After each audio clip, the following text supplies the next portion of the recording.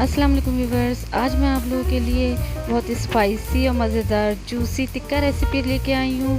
जिसके लिए हमें चाहिए आधा किलो गोश्त, उसकी आप बोटियाँ कर लीजिए जो साफ़ हो। और उसके लिए इंग्रेडिएंट्स हमें चाहिए हाफ़ टेबल स्पून चाट मसाला, half tablespoon food colour, half tablespoon धनिया पाउडर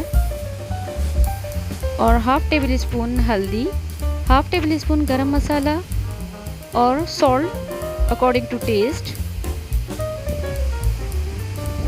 सबसे पहले हम लहसुन अदरक डालेंगे और उसको अच्छी तरह मिक्स करेंगे। बहुत अच्छे तरीके से हमने इसको लहसुन अदरक लगा के डालना है ताकि इसकी जो स्मेल है वो थोड़ी कम हो जाए। फिर उसके बाद हम 3 टेबल स्पून दही डालेंगे और दही डालने के बाद हम इसको बहुत अच्छे तरीके से दही को बोटियों में लगा के अच्छे तरीके से हम उसकी फोक की मदद से मैरिनेट करने के लिए हम थोड़ी देर छोड़ देंगे। और फिर उसके बाद हम 10 मिनट बाद इसके अंदर हम तमाम हमारे जो स्पाइसेस हैं हम उसको डाल देंगे। आप फोक की मदद से भी कर सकते हैं और हाथ की मदद से भी कर सकते हैं।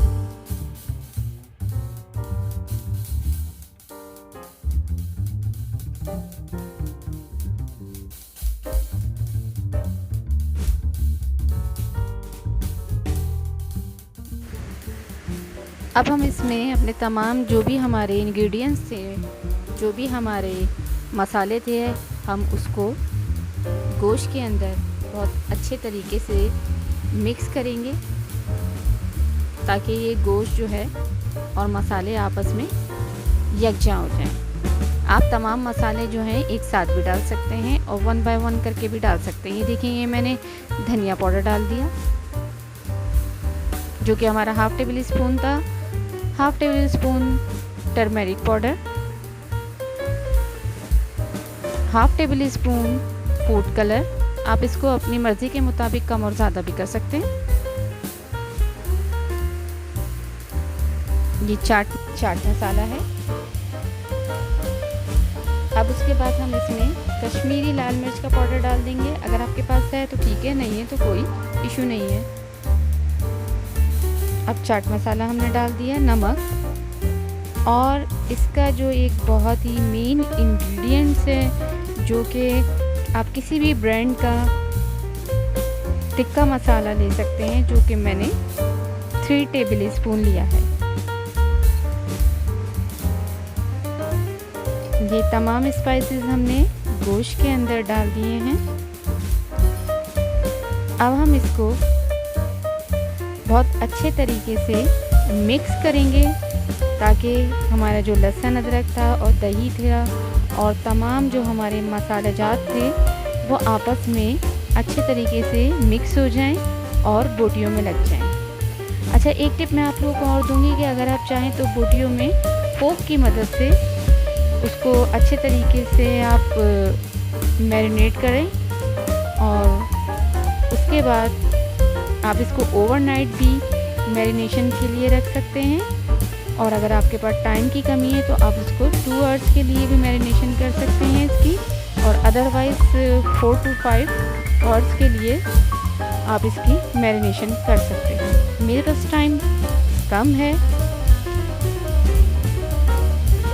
तो इसके लिए जो है मैं इसको 2 घंटे के लिए मैरिनेट करने के लिए रखूँगी।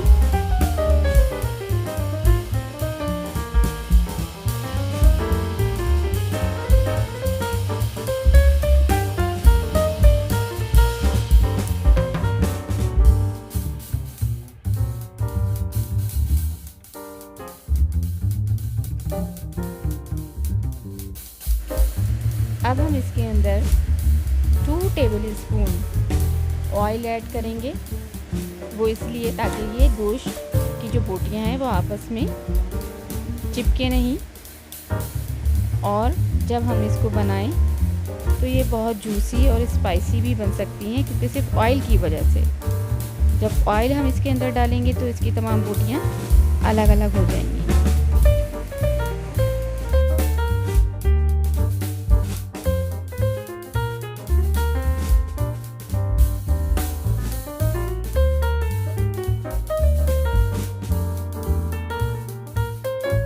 तो हम इसको 2 घंटे के लिए मैरिनेट करने के लिए हम इसको रख देंगे फ्रिज के अंदर।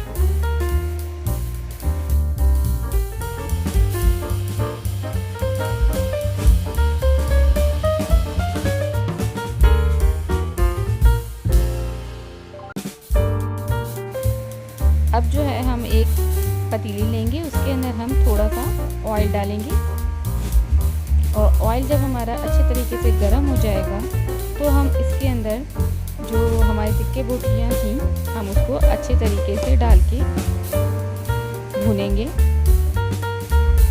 क्योंकि हमने इसके अंदर हम ऑयल इसलिए कम डालने हैं क्योंकि हम इसके अंदर ऑलरेडी हम पहले से भी ऑयल को जो है वो हम डाल चुके हैं। इसको अच्छे तरीके से हम भूनेंगे। ये देखें, ये हमारा अच्छे तरीके से ये हमारा जो बोटियों का मसाला जो हमने लगाया था बहुत अच्छे तरीके से मिक्स हो गया है, और मुझे तो इसकी बहुत अच्छी खुशबू आ रही है और मेरा दिल चाह रहा है कि मैं इसको अभी खा लूँ।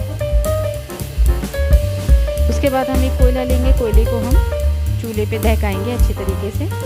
फिर उसके बाद प्याज के टुकड़े पे या रोटी के टुकड़े पे हम जो हमने कोयला गरम किया था उसको हम रखेंगे। कोयले को हम प्याज के छिलके के ऊपर रख देंगे और उसके ऊपर हम थोड़ा सा ऑयल डाल देंगे ताकि ये स्टीम होती रहे, और फिर हम ढक्कन ढक देंगे। ये देखें, हमने इसको डिश आउट कर दिया है। ये हमारा टिक्का बोटी मसाला। अब मैं आपको कुछ टिप देना चाहूँगी। अगर आपके हाथों में मिर्चें लग जाती हैं मैरिनेशन के दौरान, तो आपको जो कपड़े धोने का मील होता है उसको आप अच्छे तरीके से हाथों में मल लीजिए और उसको थोड़ी देर बाद पानी से रिमूव कर लीजिए, और ताकि उसके स्टेन जो हैं वो बिल्कुल साफ़ हो जाएं। नंबर 2 मैं आपको दूंगी कि हम लोग जो है गोश्त फ्रीज़र में रख देते हैं तो वो बहुत ज़्यादा जम जाता है। तो उसके लिए सबसे बेस्ट तरीका ये है कि आप गोश्त को निकालें और उसके ऊपर नमक लगा के छोड़ दें, तो वो बहुत जल्दी मेल्ट हो जाएगा और आपको बहुत ज़्यादा मेहनत की भी ज़रूरत नहीं होगी।